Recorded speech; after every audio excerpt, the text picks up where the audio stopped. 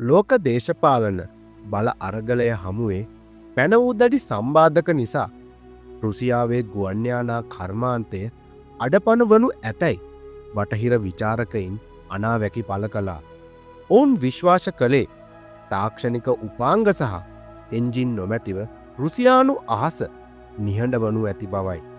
නමුත් ඒ සියලුම අනාවැකි අසත්‍යය කරමින් රුසියානු ඉංජිනේරු විද්‍යාවේ අභිමානය යළිත් ලොවට ප්‍රදර්ශනය කරමින් නවතම MI-34M1 සැහැල්ලු හෙලිකොප්ටරය අහසට නැගුණා. මෙය හුදෙක් තවත් එක් පියාසර පරීක්ෂණයක් නෙවේ. මෙය බටහිර තාක්ෂණය මත යැපීම අවසන් කළ රුසියාවේ ස්වෛරී භාවය පිළිබඳව සුවිශේෂී සලකුණා. මෙම හෙලිකොප්ටරයේ සවිකර ඇති රුසියාවේ නිපදවන ලද VK650V ඉංජිම ගෝලීය ගුවන්්‍යානා නිෂ්පාදන ශේෂත්‍රයේ සමතුලිතතාවය වෙනස් කරන්නේ කෙසේද. සම්බාධක හමුවේ රුසියාව ලැබූ මේ තාක්ෂණික ජයග්‍රහණය පිටුපස ඇති රහස කුමක්ද. අද වීඩියෝව තුළින් අපි මේ ගැන විමසා බලමු. එහෙනම් අදත් රැඳෙන්න කියලා ආරාධනා කරනවා මේ සුවිශේෂී වීඩියෝවේ අවසානයති.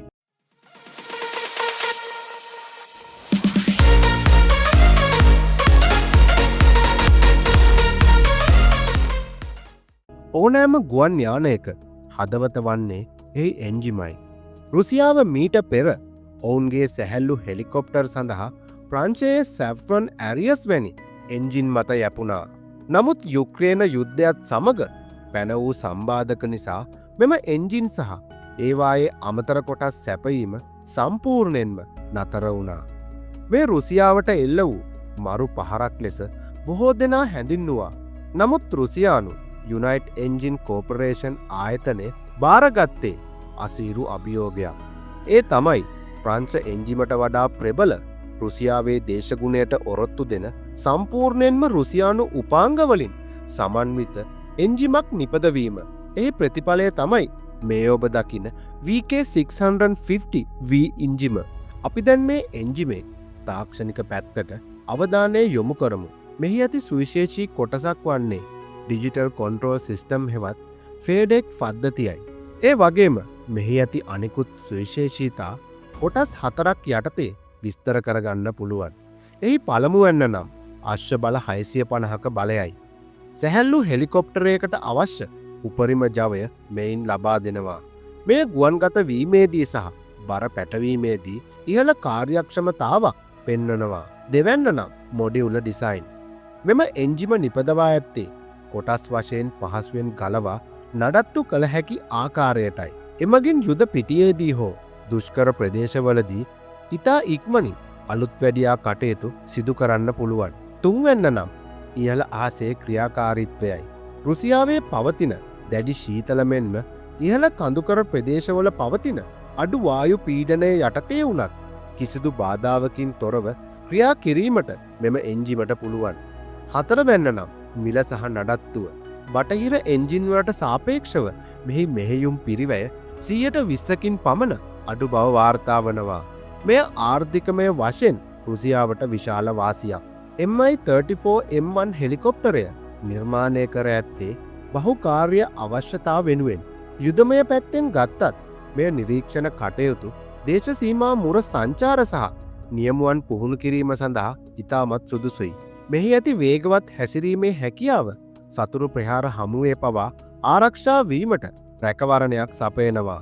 සිවිල් අංශය පැත්තෙන් ගත්තම ප්‍රවාහන කටයුතු හදිසි වෛද්‍ය සේවා සහ පෞද්ගලික ගුවන් ගමන් සඳහා මෙය ඉතා ආකර්ශනීය මාදිලියක් වනු නොවනුමානයි. විශේෂයෙන්ම බටහිර තාක්ෂණය මිලදී ගැනීමට අපහසු හෝ අකමැති ආසියානු සහ අප්‍රිකානු රටවල් සඳහා MI-34M1 යනු කදිම විකල්පයක්. මෙම පියාසර පරීක්ෂණයෙන් රුසියාව ලෝකයට දුන් පණිවිඩය ඉතා පැහැදිලි. සම්බාධක මගින් රටක් තාක්ෂණිකව උදකලා නොහැකි බව ඔවුන් ඔප්පු කර තිබෙනවා.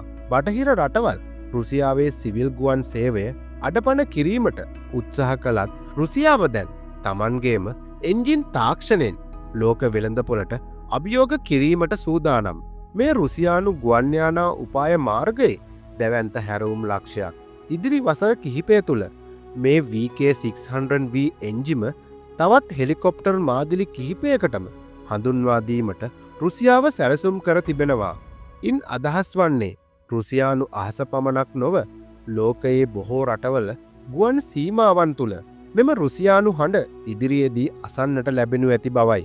සැබවින්ම MI-34M1 හි සාර්ථකත්වය යනු උදෙක් යන්ත්‍රයක ජයග්‍රහණයක් නොවේ. බාධක හමුවේ නොසලී සිටීමේ ප්‍රතිඵලයක්. තාක්ෂණය සහ දේශපාලනයේ මුසූ මෙවැනි තවත් තොරතුරු දැනගැනීමට අපගේ නාලිකාව සබස්ක්‍රයිබ් කරලා දිගටම රැඳී සිටින්න. ඔබ සිතන ආකාරයට රුසියාවේ මේ දේශීය නිස්පාදන ක්‍රියාවලිය ලෝක ගුවන්යානා වෙළඳපොළට කෙබඳු බලපෑමක් එල්ල කරයිද? ඔයාගේ අදහස පහලින් කමෙන්ට් කරන්න. වීඩියෝ එක හොඳයි නම් ලයික් කරලා යාළුවන්ටත් බලන්න ෂෙයා කරන්න. එහෙනම් තවත් දවසක මේ වගේ වීඩියෝ එකකින් හම්බෙනකම් අදට සමුගන්නවා. සියලු දෙනාටම සුබ දවසක්.